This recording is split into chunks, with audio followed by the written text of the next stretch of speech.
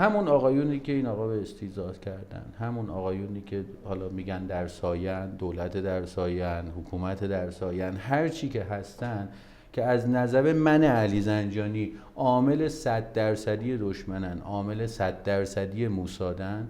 یعنی اگه اسرائیل و آمریکا به ایران حمله نمی‌کردن، اختیار صدشون رو به این آقایون میدادن، موفق‌تر از این جنگ بودن، به مراتب موفق‌تر بودن. خب میان نمیدونم با شروع اعتصاب میرسونن به اعتراض، میرسونن به اغتشاش، در نهایت میرسه به کشتار. حالا کشتار از طرف حاکمیت، از طرف دشمن، همه من اینا. یه توضیحی بدم قبل از اینکه شما توضیح بدین. من سالها پیش در خدمت آقای زنجانی بودم و خدا رحمت کنه روحشون شاد، آقای زنجانی آقای تهرانچی رو دعوت کردن و درست میگم دیگه؟ بله، آقای تهرانچی بله. بودن و یه نفر دیگه از رئیسای دانشگاه آزاد، بله. که اولین دپارتمان تخصصی و حتی فوق تخصصی رمزارزها رو ایجاد کنیم در دانشگاه آزاد که خدا رحمتش کنه. این امر محقق نشد. این رو به خاطر این عرض میکنم که صحبت هایی که جناب آقای زنجانی استاد بزرگوارم امروز داره مطرح میکنه از تجربه 100% اومده.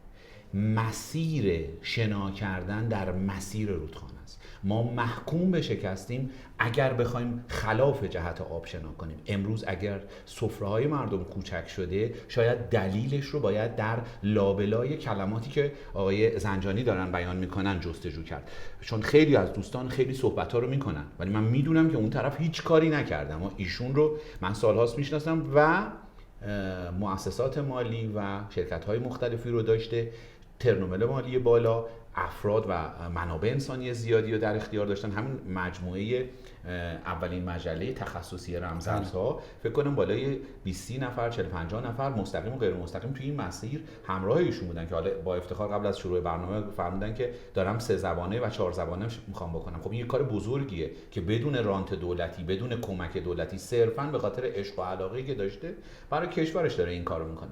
این توضیح رو دادم به خاطر اینکه خیلی از دوستان من جمله خودم به عنوان مدرس دانشگاه میام یک سری نکاتی رو میگم که فقط در کتاب خوندم و فقط حفظ کردم و فقط در همون چارچوب میدونم. اما این آدم بزرگیه که هر آنچه که داره میگویه و هر آنچه که الان داره جلوی قاب حالا موبایلتون، مانیتورتون یا تلویزیونتون دارید میبینید رو انجام داده، صرفاً بر اساس یک سری محفوظات آکادمیک که بسیارم ارزشمند و خوبه، چرا که نه، اما بومی سازی کشور ما داره بیان میشه و تمام کارشناسان این رو بهش صحه گذاشتن. بفرمایید آقای زنجانی. ببخشید من عذرخواهی بله، می‌کنم. عرض می‌کردم.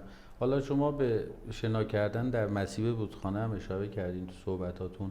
ما سالها در خلاف جهت رودخانه بنده شنا کردم.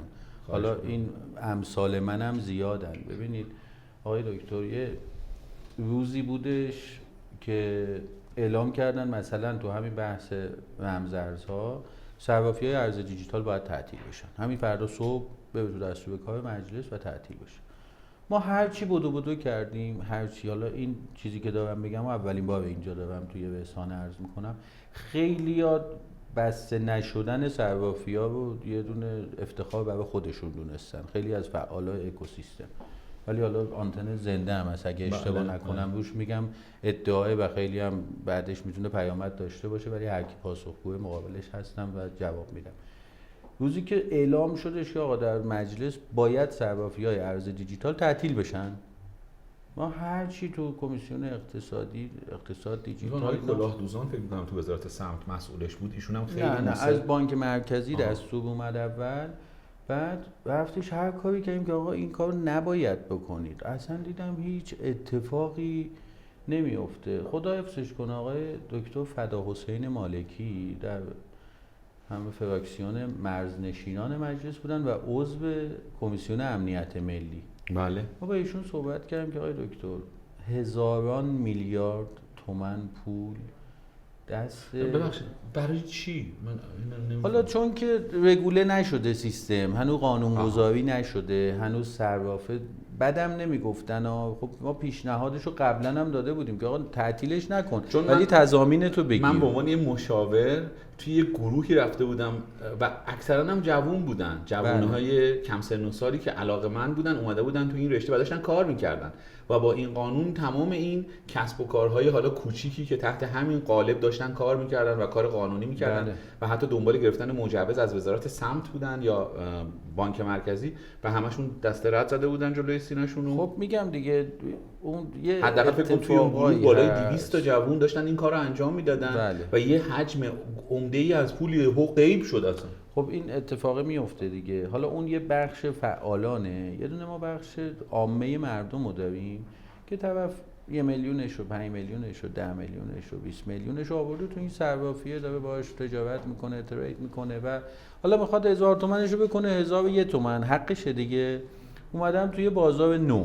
ما سابقا در کشور ما اینجوری بوده که در مقابل فناوری ما همیشه یه جبهه‌ای داشتیم، چه توسط بزرگان دینی چه توسط بزرگان سیاسی. تعارفی هم نداریم. من اینو تو مجامع مختلفی گفتم، تو جمع‌های زیادی گفتم، خیلی از حضرات علما هم تشریف داشتن و در نهایت هم متقاعد شدن به این قضیه. چون امروز دیگه سال 1320 نیست بیان بگن آقا مثلا تلویزیون حرومه یا نمیدونم از دوش حمام استفاده کنی حرومه و خیلی چیزای دیگه. از این جور چیزها بازم در بحث فقهی بخوایم بریم جلو که خیلی کتاب توش حرف هستش، رسیدیم به این که این قضیه ما باید به سمتی ببریم که همه ارکانمون با تکنولوژی همسو باشه.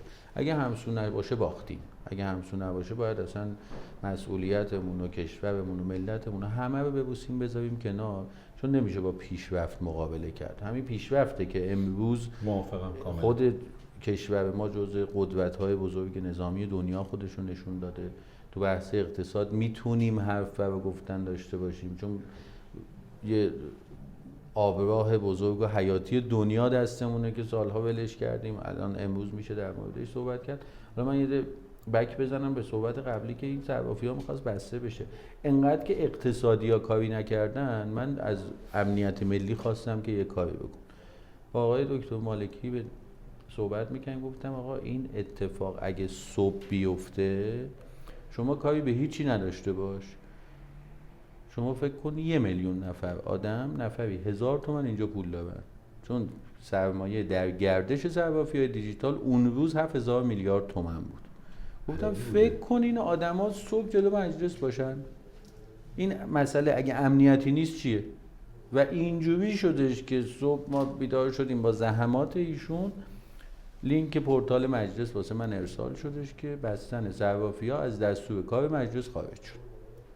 ببینید یک کار اقتصادی که اگه 4 تا کارشناس به حرفشون توجه بشه و این اتفاق نباید بیفته، مجبور میشه آدم اقتصادی دست به دامن آدم امنیتیه بشه. اینجاست که میگم اقتصاد ما به سیاست ما حتما گره خورده که آقا تو خدا اینو نبند.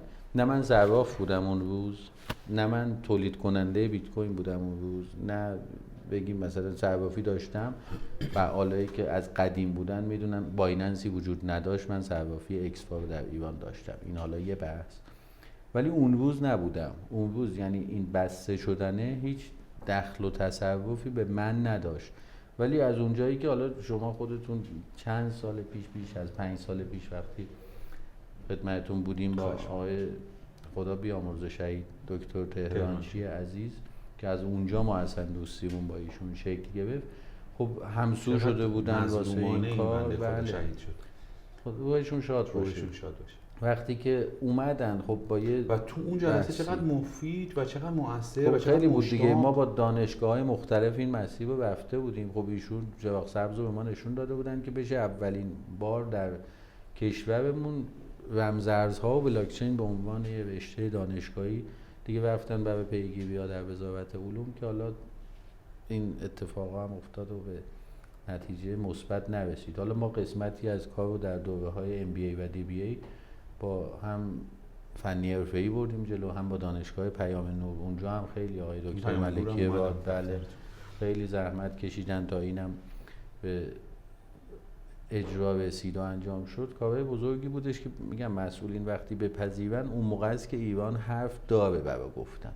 اما نه، یه موقع توی مسیری حرکت میکنی یه حمایت ضمنی هم میخوای بگیری، همه میگن نه ما اون دستگاه CTM رمزارزها رو ساختیم برای اولین بار در دنیا که رمزارزها برای خرید و فروش برای عامه مردم باشن و هر جا صحبت میکردیم تو بانک این و اون و صحبت ها به کجا میرسید؟ آقا نشدنیه خب کردیم و شد.